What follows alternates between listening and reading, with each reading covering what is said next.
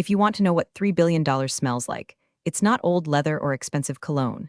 It smells like ozone, lukewarm filtered water, and the terrifying, antiseptic silence of a conference room on the 45th floor, where the air conditioning is set specifically to keep human empathy at absolute zero.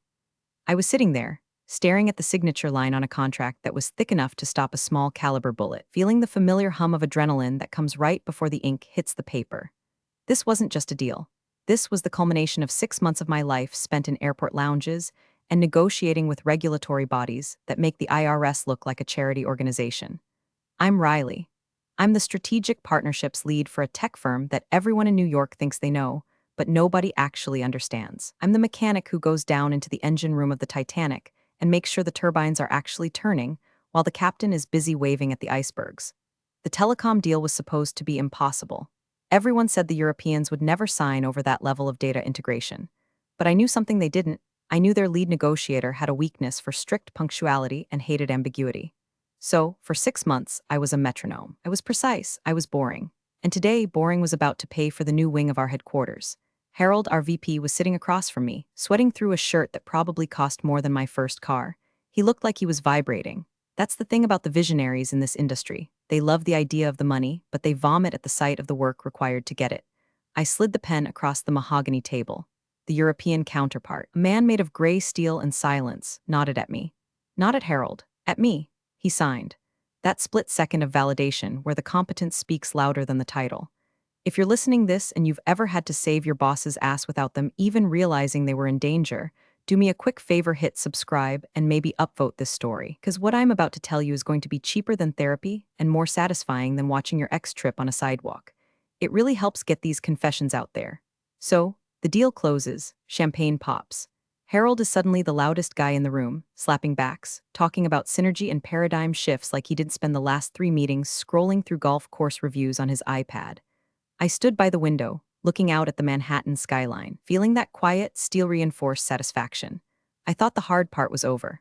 I thought the war was won, and I could finally take a weekend off to remember what my apartment looked like in daylight.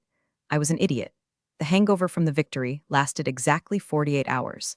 On Monday morning, Harold called an emergency all-hands meeting for the executive leadership team. Usually, these meetings are just Harold liking the sound of his own voice. But the energy was different. It was frantic, nervous. He walked in with a young woman who looked like she had been generated by an AI prompted with arrogant influencer with an MBA. She was wearing a blazer that was cut aggressively sharp and heels that were designed for sitting, not walking. Team, Harold said, his voice cracking just a little, the way it always did when he was doing something he knew was defensible only by blood. I want you to meet our new director of innovation. This is Harper. Harper. Of course her name was Harper. She didn't smile, she smirked. It was the kind of smirk you see on people who have never heard the word no without immediately following it with a call to a lawyer. Harold continued, Harper comes to us with a fresh perspective from graduate school.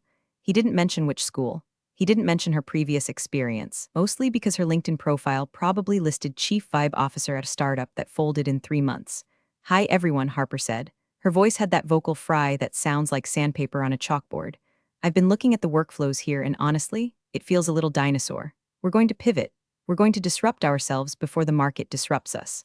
I felt a cold prickle at the base of my neck. I looked around the room. The CFO was staring at his coffee cup like he wished it was whiskey. The general counsel was aggressively cleaning his glasses.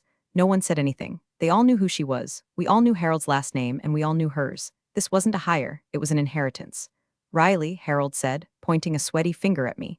Harper's going to be shadowing you on the upcoming Chen investment round. I want her to get her hands dirty on the big stuff immediately. The Chen investment, $3 billion.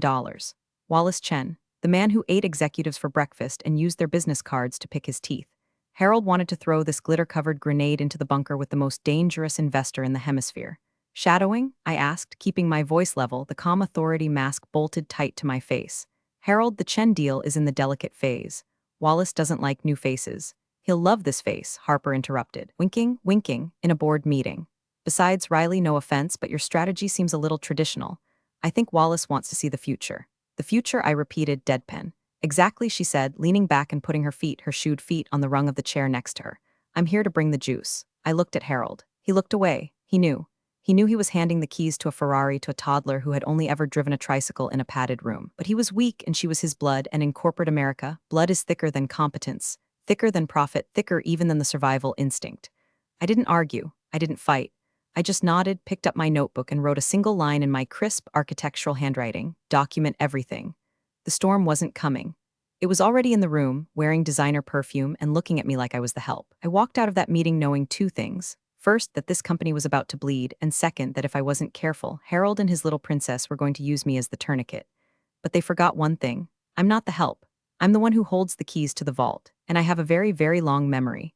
The degradation of a high-functioning system is usually slow, like rust, but with Harper, it was fast, like pouring sugar into a gas tank. It started small.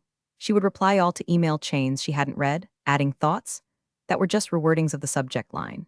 She scheduled brainstorming sessions at 8 a.m. on Mondays, demanded we use a new project management software that was essentially just a glorified to-do list with emojis, and started referring to our engineers as creatives, which pissed them off so much productivity dropped by 15% in her first week. The real disruption began on the operational calls.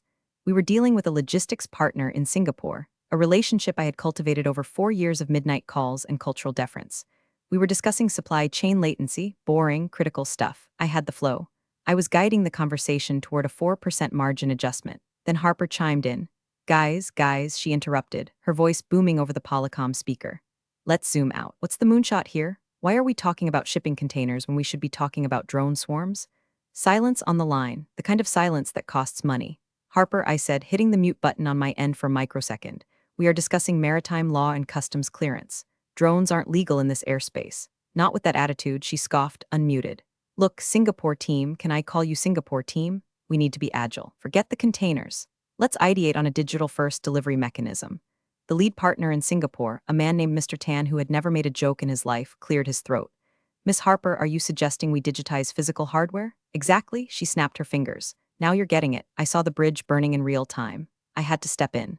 I physically leaned forward, blocking her from the microphone, and went into full damage control mode. I spent 20 minutes apologizing in code, soothing egos, and walking back her insanity without explicitly calling my boss's daughter an idiot. When the call ended, I was sweating. That went great, Harper said, scrolling through TikTok on her phone. I really felt we shook up their paradigm. You almost lost us the Asian market, I said, my voice low. You worry too much, Riley, she said, dismissively. Dad says you're risk-averse. That's why you're still in execution and not vision. I went to Harold. I walked into his office, closed the door, and laid it out. She's dangerous, Harold. She doesn't understand the product. She doesn't understand the regulatory environment. She just insulted Tan, Harold sighed, rubbing his temples. He looked older than he had a week ago. She's just finding her rhythm, Riley. She has energy. We need energy. I've been doing this a long time. Maybe you're just a little set in your ways. Just guide her. Be a mentor. I can't mentor a hurricane, Harold. Just make it work, he snapped, his eyes flashing with a mix of guilt and defensiveness. She's family, and there it was, the trump card. Logic didn't matter. Profit didn't matter. The only thing that mattered was that she shared his DNA. 2 days later, the real bomb dropped. I came into the office to find the engineering lead, a guy named David who lived on Red Bull and sarcasm, banging his head against his desk. What happened? I asked. Your shadow happened, David groaned. Harper sent out the preliminary specs to the Chen investment team last night, without copying you. My stomach dropped. What did she send? She promised them the QuantumX integration, David said, by Q3. The QuantumX integration is theoretical, I whispered. It doesn't exist yet. We haven't even built the prototype. She told them it's beta tested and ready for scalability, David said. If we don't deliver that, the due diligence fails. The $3 billion goes away. I walked to my desk. I didn't scream. I didn't throw my laptop. I sat down and opened the secure server logs. I found the email. There it was, sent at 2 a.m., likely after a few glasses of wine, full of typos and catastrophic promises. You're literally crushing the tech game, RN, she had written to Wallace Chen's senior analyst. QuantumX is ready to go. I had a choice. I could let it burn. I could let the investors find out in due diligence that she lied and watch the deal implode. But if the deal imploded, the company collapsed. My stock options, my team's jobs, the years of work, all gone, so I fixed it. I spent the next 3 nights in the office, pulled in favors from 3 different R&D labs. I reworked the definitions of integration in the technical addendums to make them legally ambiguous enough to cover our asses, but specific enough to pass a casual glance.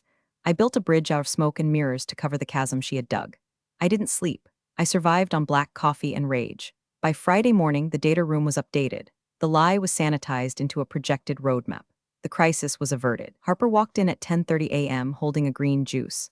Hey, Riley, she chirped. Did you see the response from the Chen team? They're excited. Told you I had the magic touch. She had no idea what I had done. She thought her charm had worked. She thought the world actually operated on vibes. I looked at her, and for the first time I felt something shift.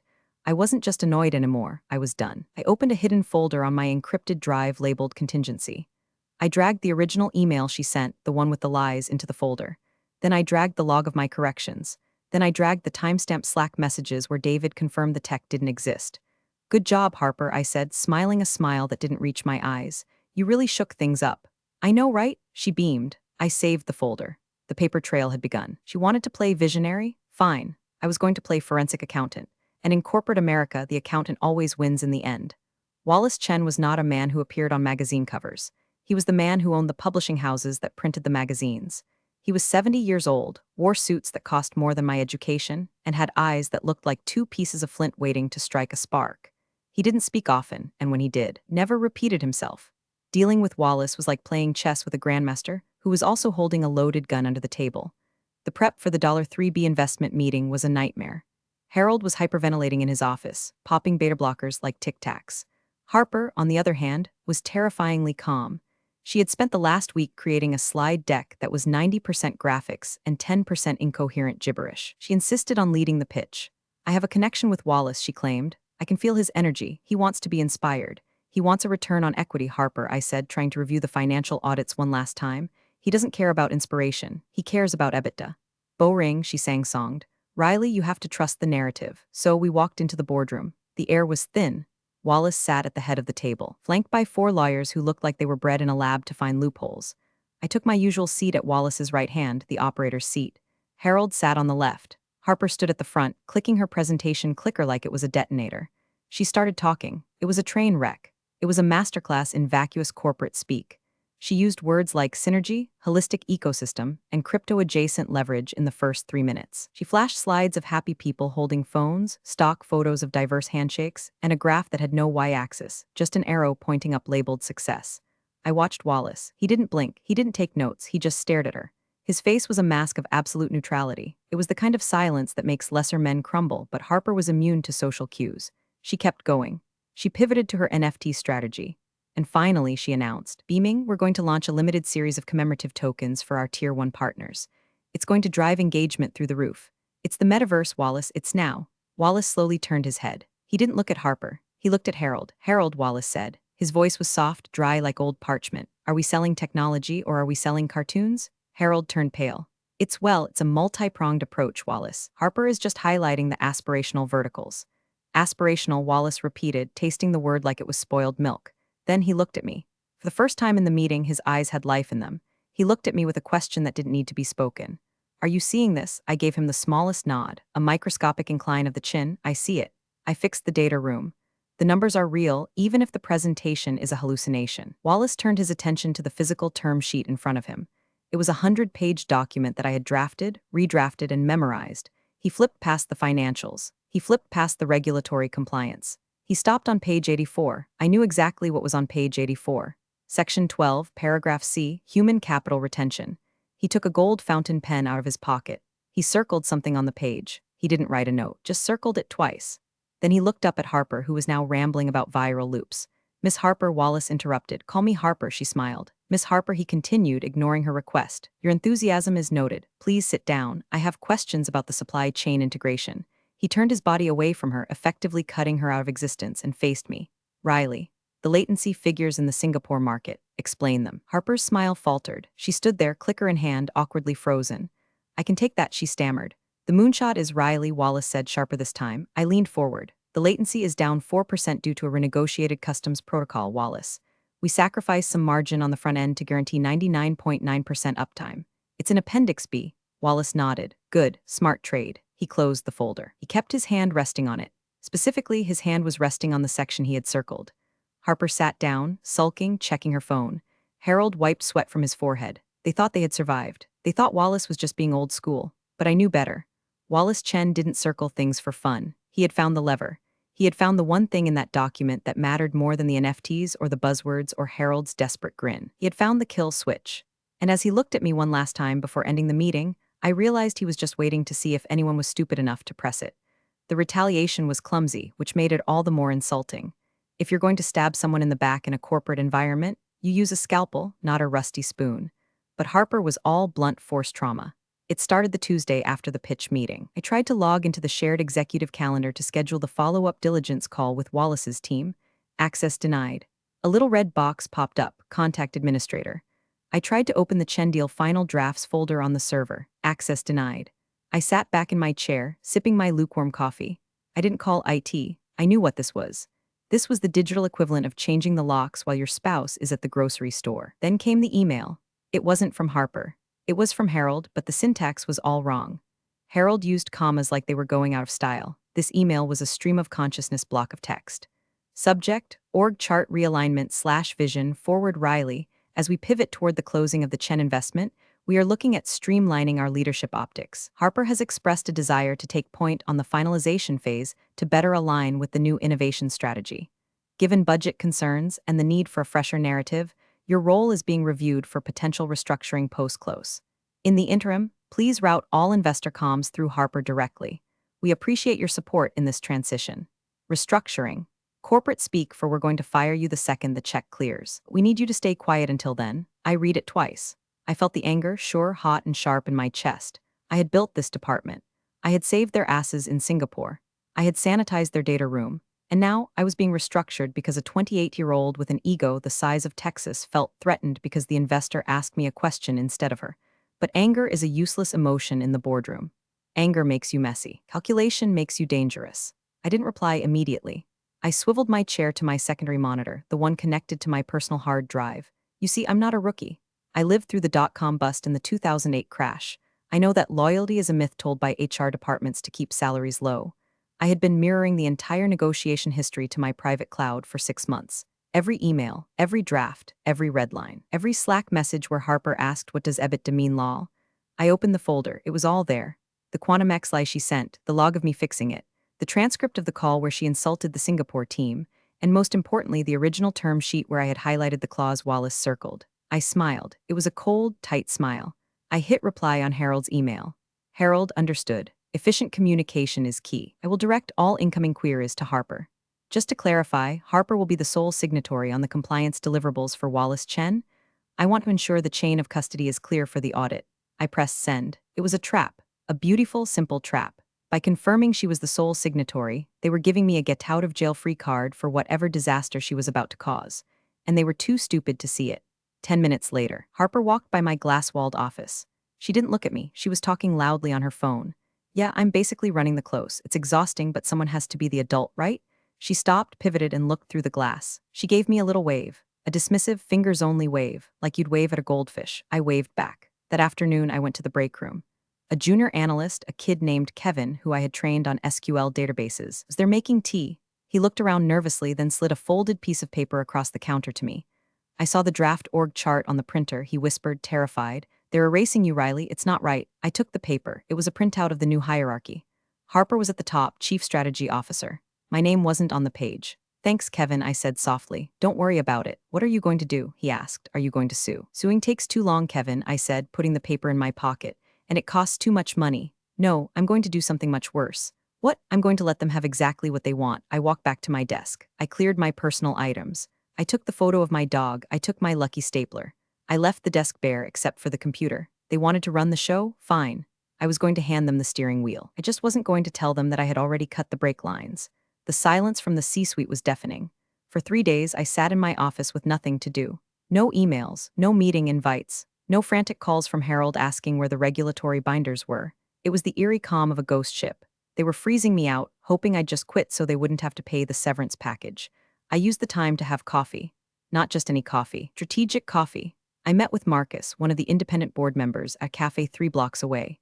Marcus was an old money guy, risk-averse, the kind of guy who wore suspenders non-ironically. He had been skeptical of Harper from day one. It's a mess, Riley, Marcus said, stirring his espresso. Harold is telling the board that Harper has revitalized the deal. He says Wallace is eating out of her hand. Is that what he says? I asked, looking out the window at the pedestrian traffic. Is it true? Marcus looked at me, desperate for the truth. Because if this deal tanks, the stock drops 40%. My portfolio can't take that hit. I didn't complain. I didn't badmouth them. I simply slid a single sheet of paper across the table. It was a timeline. No emotions, just data. Date, Harper takes over comms. Date, missed deadline for SEC filing. Date, QuantumX fabrication sent to investor. Date, Riley access revoked. Marcus, read it. His face went gray. She lied about the tech specs. It's corrected in the data room, I said calmly. But if she tries to sell that lie in the final signing meeting, Wallace will walk. Marcus pocketed the paper. Why are you telling me this? Because I like this company, Marcus. And because when the building catches fire, I want you to know who was playing with matches. I walked back to the office just in time to see a notification on my phone. It was a forwarded calendar invite from Harold. He must have clicked forward to all by mistake, or maybe he just didn't care anymore. Subject, final signing Chen investment attendees. Wallace Chen, Harold Harper, legal. Location, Boardroom A, Friday, 2:00 p.m. I wasn't on the invite list. I opened the email thread below the invite. Wallace had sent a short note to Harold earlier that morning. Harold, final term sheet review this Friday. All key roles must be present, as discussed. I do not like surprises. Harold's reply was underneath, absolutely, Wallace. The whole leadership team will be there. We are ready to make history. He was lying to Wallace. He was defining leadership team as people named Harold or Harper. He was betting that Wallace wouldn't notice my absence, or that if he did, he wouldn't care enough to stop the check. It was a staggering gamble. It was the kind of arrogance that only comes from people who have never actually had to negotiate for their survival. I sat at my empty desk. The office hummed around me. People walked by, averting their eyes. They knew I was a dead woman walking. They didn't want to catch the contagion of failure. I opened the document one last time, the employment contract I had signed 5 years ago, and the updated key person addendum that was attached to the Chen deal structure. I reread the clause Wallace had circled. It wasn't just a standard clause. It was a key man provision, but updated for modern tech structuring. It tied the valuation of the company specifically to the retention of strategic operational assets. Me, I was the asset. I wasn't just the mechanic, I was the engine. And Harold had just decided to sell the car without checking if the engine was included. I closed the laptop. I picked up my purse. I walked out of the office at 4:00 p.m. on a Thursday. Heading out early, Harper called out from the hallway. She was holding a bottle of champagne, pre-celebrating. Just clearing some headspace for tomorrow, I said. Don't worry about tomorrow, she smirked. We've got it covered.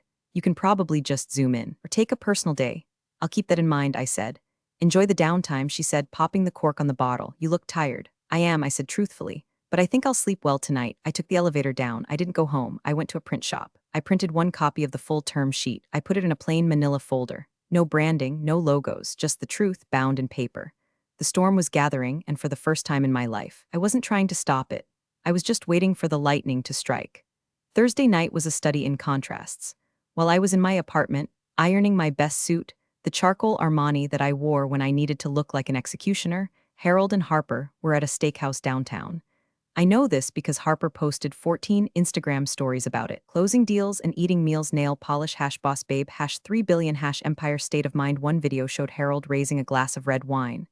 To the new era, he slurred slightly. To the next generation. They looked so happy, so sure. It was almost tragic. They were celebrating a touchdown while the ball was still on the 50-yard line. At 9:00 p.m., my phone buzzed. It was an anonymous email, Proton Mail, untraceable. But I knew the writing style. It was Kevin, the junior analyst. Subject, FYI attachment, draft press release embargoed PDF. I opened it. For immediate release, tech giant secures $3B investment, announces leadership refresh New York, NY, following a historic partnership with Chen Capital. Company name is proud to announce the appointment of Harper last name as Chief Strategy Officer. As part of this restructuring, the company will be parting ways with legacy operational staff to streamline efficiency. Legacy operational staff. That was me. That was my epitaph after 10 years of service. Reduced to 3 words in a press release written by a girl who thought synergy was a personality trait. I stared at the screen. I didn't cry. I think I had passed the point of sadness days ago. Now, I was in a place of cold, crystalline clarity. They weren't just firing me. They were erasing me. They were taking the credit for the deal I built, the relationships I nurtured, the architecture I designed, and they were using the money from that deal to pay for my severance. It was perfect. It was so morally bankrupt it was almost art. I poured myself a glass of water. No alcohol, I needed to be sharp. I sat by the window and watched the city lights. New York is a brutal place. It doesn't care if you're nice. It doesn't care if you're fair. It only cares about leverage. Who has it and who doesn't? Harold and Harper thought they had the leverage because they had the title and the bloodline. They thought power came from the name on the door, but I knew the truth. Power comes from the fine print. I looked at the manila folder sitting on my dining table. It looked innocuous, just a folder. But inside was the lever that could move the world, or at least move $3 billion. I slept for exactly 6 hours. Dreamless sleep. I woke up at 5:00 a.m., did 20 minutes of yoga to center my breathing, and drank black coffee. I put on the suit. I did my makeup, minimal, sharp, war paint. I arrived at the office at 8:00 a.m. The The signing wasn't until 2 p.m. The office was buzzing. There were caterers setting up in the lobby, balloons, actual balloons. It looked like a prom, not a merger. Harper breezed in at 11 a.m. Was wearing a white suit, a bold choice. She looked like she was about to get married to a bank account. "Oh, Riley," she said, stopping by my empty desk. "I thought you weren't coming in today." "I have some loose ends to tie up," I said, typing on a blank screen. "Right," she said, checking her reflection in the glass wall. "Well, feel free to grab a cupcake from the lobby, but maybe steer clear of the boardroom later. It's going to be pretty high level. Strictly key players." "Understood." I said, "Strictly key players." She walked away, her heels clicking a rhythm of unearned victory. I waited. I watched the clock. 1 p.m., 1:30 p.m., 1:45 p.m. I saw Wallace Chen arrive. He walked with his entourage, a phalanx of dark suits. He didn't look at the balloons, he looked straight ahead. He walked into the boardroom. Harold followed, looking nervous but excited. Harper followed, practically skipping. The legal team filed in. The door closed. The meeting began. I stood up. I picked up my manila folder. I walked down the hallway. The assistant outside the boardroom tried to stop me. "Riley, sorry, the list is closed." I didn't stop. I didn't even slow down. I pushed the heavy oak doors open and walked into the lion's den. The sound of the door opening was louder than I intended. It echoed off the glass walls and the polished mahogany table. Every head turned. Harold froze mid-sentence. He was standing at the head of the table, holding a glass of sparkling water. Harper was seated next to him, looking annoyed. Wallace Chen sat opposite them, his face unreadable, his hands folded on the table. "Riley," Harold stammered. We're in the middle of the final review." "I know," I said. My voice was steady. Calm, the voice I used when the servers were melting down. "I'm here for the signing." Harper stood up. "Riley, we discussed this. This is a leadership meeting. You're not needed here." "Actually," I said, walking toward the empty chair next to Wallace, "my chair, I think I am." "This is embarrassing," Harper sighed, looking at Wallace with a performative roll of her eyes. "I'm so sorry, Wallace. We have some personnel issues we're working through. Some people have a hard time letting go." Wallace didn't look at her. He was looking at me. His eyes tracked me as I pulled out the chair and sat down. I placed the manila folder on the table. "Personnel issues," Wallace repeated softly. "Yes," Harper said, emboldened by his acknowledgement. She turned to me, her face hardening. She decided to do it right there. She wanted to show Wallace she was the boss. She wanted the kill. "Riley," Harper said, her voice loud, projecting for the room. "Since you can't take a hint, I'll make it clear. We're restructuring the team. We need fresh vision. You're fired. Please leave the building immediately or I'll call security." The silence that followed was absolute. It was a vacuum. The air left the room. Harold looked like he was about to vomit. He knew this was the wrong time. He knew this was messy, but he couldn't stop her. "Fired," I repeated. "Effective immediately," Harper said, smiling. A cruel, triumphant smile. "Now, get out." I didn't move. I didn't look at her. I turned my head slowly to the right and looked at Wallace Chen. "Wallace," I said, "it appears I am no longer an employee of this company." Wallace lowered his eyes. He reached into his pocket and pulled out his fountain pen. He uncapped it. "Who?" Wallace asked. The question hung in the air. Harper blinked. "What? Who what? Who is fired?" Wallace asked, his voice devoid of any emotion. Harper pointed a manicured finger at me. "Riley, she's legacy staff. We're clearing the deck." Wallace nodded slowly. He looked at Harold. "Harold, is this accurate? Is Riley no longer with the firm?" Harold stuttered. "Well, Wallace, it's a strategic shift." "We felt that. Is she fired?" Wallace barked. The sound was like a whip crack. "Yes," Harold whispered. "Yes." Wallace didn't scream. He didn't flip the table. He simply closed the leather-bound folder in front of him, the one containing the $3 billion investment agreement. He screwed the cap back onto his pen. "Then this meeting is over," Wallace said. He started to stand up. "Wait," Harper shrieked. "What are you talking about? We're here to sign. The deal is done." Wallace stopped. He looked at Harper with a mixture of pity and disgust. Then he looked at Harold. "You didn't read the term sheet, did you, Harold?" "Legal, read it," Harold gasped. "We all read it." "Not closely enough," Wallace said. He reached over and pulled the manila folder I had placed on the table. He didn't need to open it. He knew what was inside. But he opened it anyway. For theatrical effect. He turned to page 84. "Riley," Wallace said, "would you like to explain Section 12 to your former employers?" I leaned forward. I looked Harper dead in the eyes. "Section 12, paragraph C," I recited from memory.